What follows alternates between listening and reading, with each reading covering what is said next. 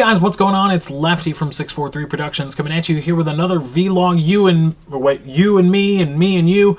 I wanted to talk with you guys today bring you a vlog because really the topic that I want to talk about with you guys is something that I don't think would flow well over gameplay. I don't think it would flow really well because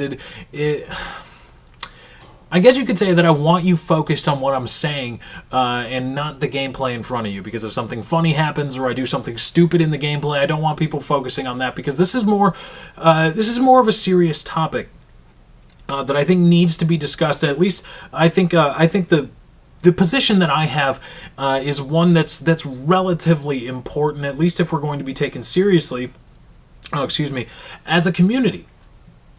But for those of you that don't know, or if you haven't guessed already, a lot of people have been talking about it in the community. I want to talk about SOPA.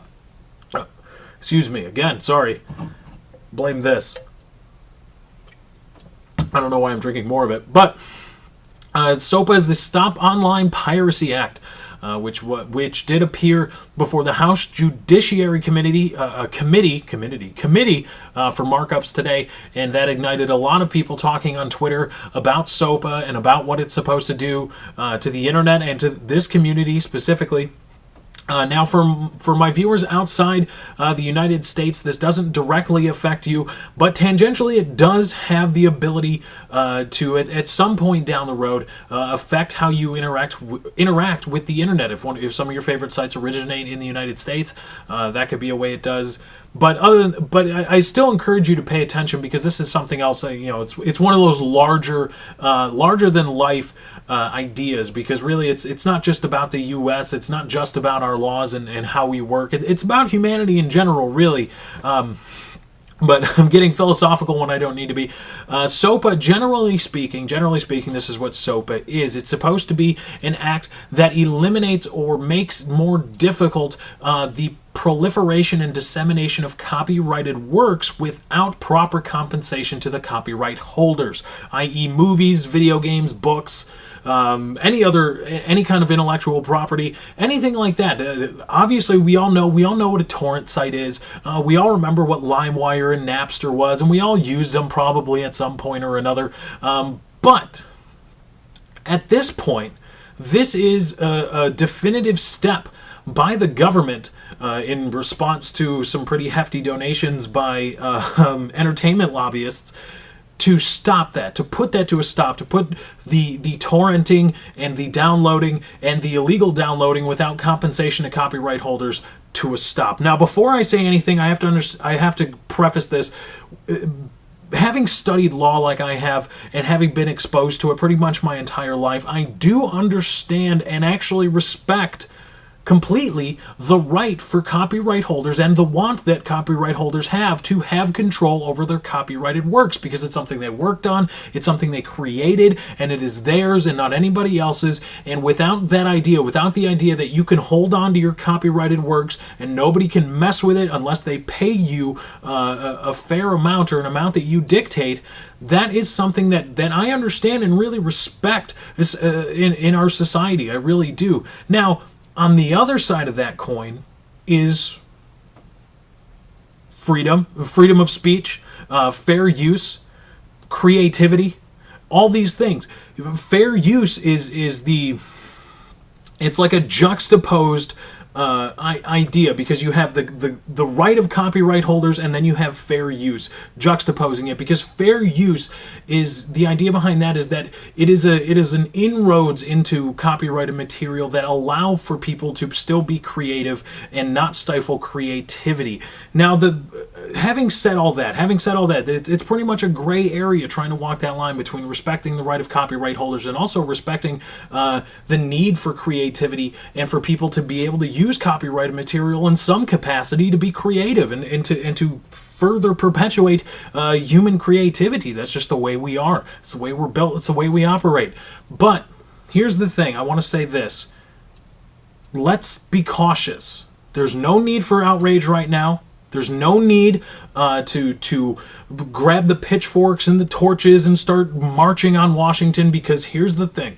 the bill appeared before the House Judiciary Committee. I said it again, committee for markups today. It has not passed the House. It has not passed the Senate. Thus, it has not passed Congress. Thus, it has not appeared before President Obama to be signed into law. Now, here's the thing about Congress. The House of Representatives is intended. It is designed the way it is designed, with the amount of people and the shorter terms served. It is designed to be a melting pot and to be the source of just crazy, sometimes crazy, hopefully not too often, crazy ideas and laws and bills that say, okay, let's try this and let's try that. It's supposed to be a melting pot and more of just a think tank for politicians and for legislators. And the Senate, the other side of Congress, is supposed to be the backstop. It's supposed to be the people with longer terms that have served their constituents for a long time. They understand what works, what doesn't work, what will work, what won't work. And that is the two different ideas behind the Congress coming together, or behind the House and the Senate coming together to create Congress. So now this bill, after appearing before the House Judiciary Committee, assuming they can vote on the markups that they made, it is now going to appear before the House, and let's assume it passes that. It is then going to have to appear before or at least the less viable Senate. And if it passes that, which is not a guarantee at all, because again, keep in mind, the Senate is not nearly as volatile as the House is, where this bill originated as the result of some heavy lobbying by the entertainment industry. And after that, it has to go before President Obama and not be vetoed, which again, isn't a guarantee. And even after that, let's assume it gets signed into law, there is no way the ACLU is going to let this bill go by without challenging it. Of course, it may take a year, maybe a little bit more, but the ACLU is going to challenge this, and with the precedent the Supreme Court has set time and time again, the Supreme Court is against stifling the First Amendment right of Americans, especially when that comes at the cost of stifling creativity. They don't want stifling creativity. That is something the Supreme Court has said and done time and time again. So let's be cautious again. Let's think this through. This is not a time to go crazy. This is not a time to go nuts. Again, it hasn't passed anything. It's not law. Okay, let's calm down and let's think about it. The House is supposed to, let's keep this in mind, the House is supposed to come up with things like this. Just because somebody thought of it doesn't make it law. It doesn't make it true.